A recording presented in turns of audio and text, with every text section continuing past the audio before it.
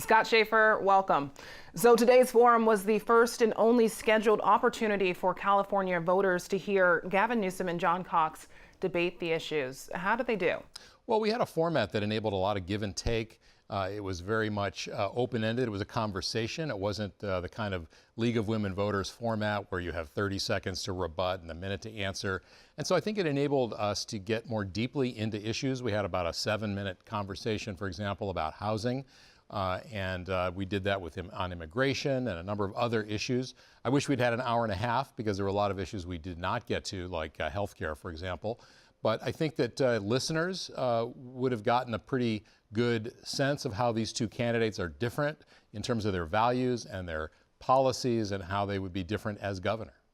So what were the clearest points of contrast between Newsom and Cox, and where are they not so far apart?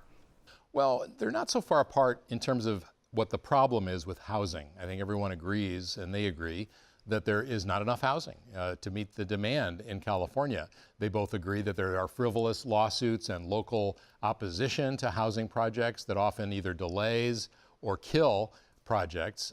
John Cox would like to get rid of CEQA, the California Environmental Quality Act. Gavin Newsom, I think, would like to reform it and work with local governments to kind of create incentives for building more housing and disincentives for killing housing. So I would say that that's an area that they were relatively similar. Gavin Newsom, I think, had a lot more specificity in his answers about housing and other things as well. In terms of where they disagree, I mean, certainly immigration. John Cox supports the wall on the border down there in San Diego.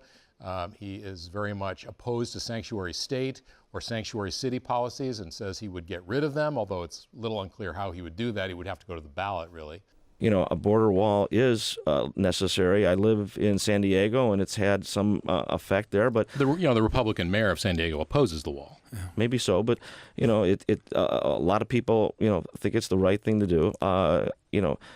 Having said that, I am not in favor of checking papers in classrooms or on people's yards and going around and taking people out who are obeying the law. What about ICE in courthouses? I want to make sure that if somebody is involved in criminal activity and they're illegally, they should be removed from the state. Yeah, look, let me just say this about the wall. The wall is a monument to stupidity. The wall is intended to divide this country. John may be familiar with this. I hope others are as well. 40% of people here without documentation came here because they overstayed their visa. Many flew. This notion of a 6th century solution to a 21st century problem is ludicrous from my humble perspective.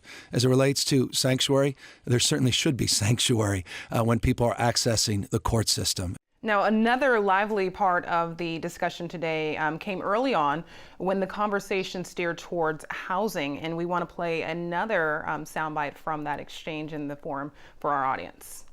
We lost redevelopment years ago, and we never came up with successor agencies.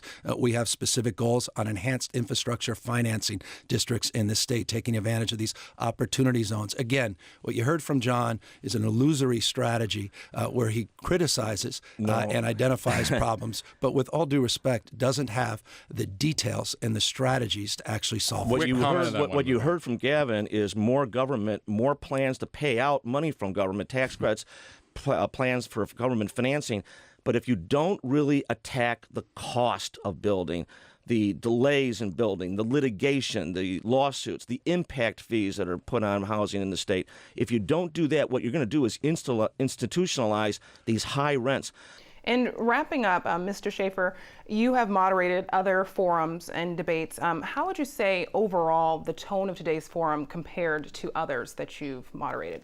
Well, I mean, these are two people who I don't think know each other very well and don't like each other very much. I mean, even before the debate started, like a minute before we went live on the radio, John Cox was complaining that there's only one debate, and Newsom was saying, well, you cancel. They were back and forth bickering.